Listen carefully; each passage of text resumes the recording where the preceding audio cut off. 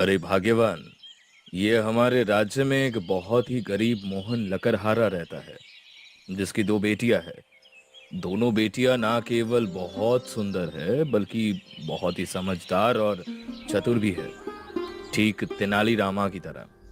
जी हाँ, मुझे भी पता है मोहन का संघर्ष और उसकी बेटियों का इस लायक होना काबिले तारीफ है।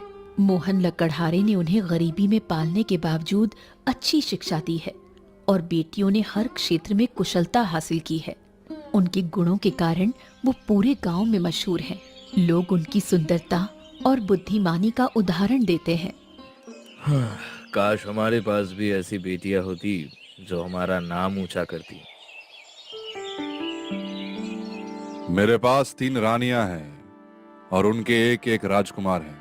मैं स्वयं तो बहुत बुद्धिमान और नीतिज्ञ हूं, लेकिन मेरे तीनों राजकुमार इसके बिल्कुल विपरीत, मूर्ख और आलसी हैं। मंत्री शांतनु, मुझे इस बात की बड़ी चिंता है कि मेरे राज्य का भविष्य इन राजकुमारों के हाथों में कैसे सौंपा जाएगा।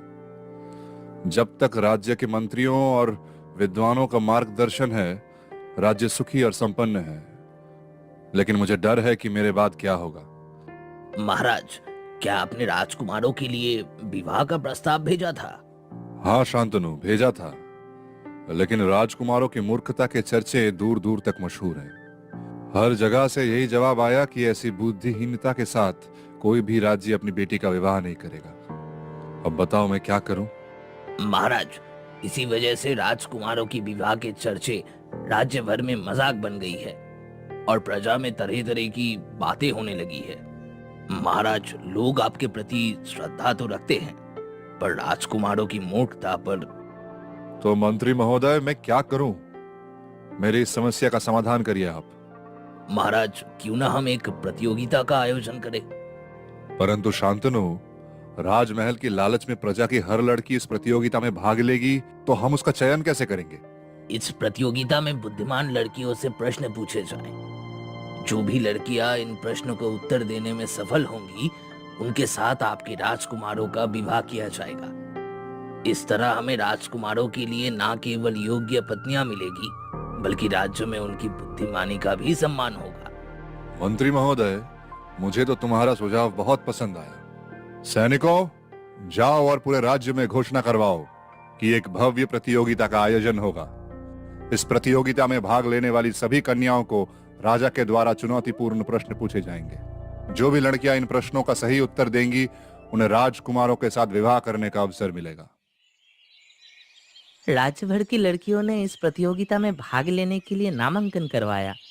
सबकी निगाहें इस प्रतियोगिता पर टिकी है कि कौन सी लड़की इस चुनौती में सफल होगी और किसका विवाह राजकुमारों से होगा। बेटा, हम बहुत गरीब हैं और तुम इस प्रतियोगिता में भाग लेना क्यों चाहती हो? तुम दोनों ये सोच रही हो अगर कि तुम राजमहल की शान बनोगी। ये संभव नहीं है बेटा। पिताजी, आपने हमें इतना पढ़ाया लिखाया और इतना शिक्षित बनाया, तो हमें ये बात साबित करनी है कि हमारे पिता ने हमारे लिए क्या क्या किया है। जीवन में इतना संघर्ष करने के बाद भी आपने हमें शिक्षित किया है। पिताजी, हमने मन में इस बात का संकल्प लिया है कि हम अपने पिता का नाम ऊंचा करेंगे और इस चुनौती को स्वीकार करेंगे। ठीक है बेटा, जैसी तुम्हारी मर्जी।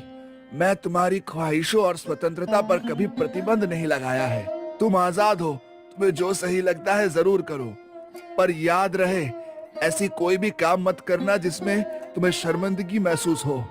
अपने स्वाभिमान के साथ अपने काम को पूर्ण इच्छा से संपूर्ण करना। प्रतियोगिता शुरू होने वाली है और जाओ मंच पर जाकर राजा के प्रश्नों का उत्तर दो। महाराज, मैं और मेरी बहन निशा इस प्रतियोगिता में भाग लेने के लिए इच्छित हैं, परंतु हम एक बहुत गरीब लकड़हारे की बेटियां हैं। क्या हम इस प्रतियोगिता में भाग ले सकती हैं? मैंने ये प्रतियोगिता इसलिए रखी है कि मैं देखना चाहता हूं कि मेरे राज्य में लड़कियां कितनी चतुर और शिक्षित हैं। इससे तुम्हारा पिता का कोई लेना देना नहीं है। एक राजा के लिए सबसे बड़ा गुण क्या होना चाहिए? राजा का सबसे बड़ा गुण न्यायप्रियता है। एक राजा का कर्तव्य है कि वो अपने राज्य के सभी नागरिकों के साथ न्याय करे, चाहे वो अमीर हो या गरीब। राजा का न्याय ही उसकी असली शक्ति है। अगर तुम्हें राज्य की सबसे बड़ी जिम्मेदारी दे दी जाए तो सबसे पहला काम क्या करोगी? मैं शिक्षा का प्रचार करूंगी।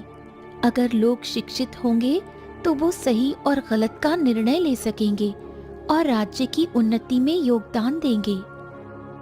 अरे ये लड़कियां तो बहुत ही चतुर और बुद्धिमान हैं। इन्होंने राजा के सवालों के सही उत्तर दिए और कोई लड़कियां इतनी कठिन सवालों के उत्तर नहीं दे पाई जो इन्होंने दिए।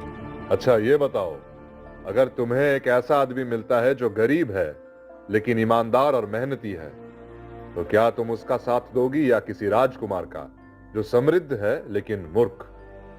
मैं उस आदमी का साथ दूंगी जो ईमानदार और मेहनती है। समृद्धि अस्थाई है लेकिन चरित्र और ईमानदारी सदा रहती है। मैं किसी का साथ उसके गुणों के आधार पर दूंगी, ना कि उसकी संपत्ति के आधार पर। महाराज, ये लड़कियां मुझे समझदार लग रही है। इसने लगभग अभी तक जितने सारे प्रश्न पूछे गए हैं, दोनों लड़कियों ने बिल्कुल सही जवाब दिए हैं। हाँ, मैं जिस खोज में निकला था वो खोज मुझे संभव दिख रहा है।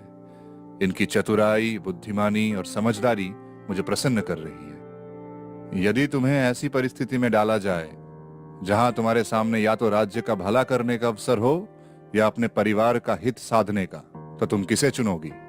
महाराज जी, अगर परिवार और राज्य के हित में किसी एक को चुनना होगा तो राज्य का भला पहले होगा।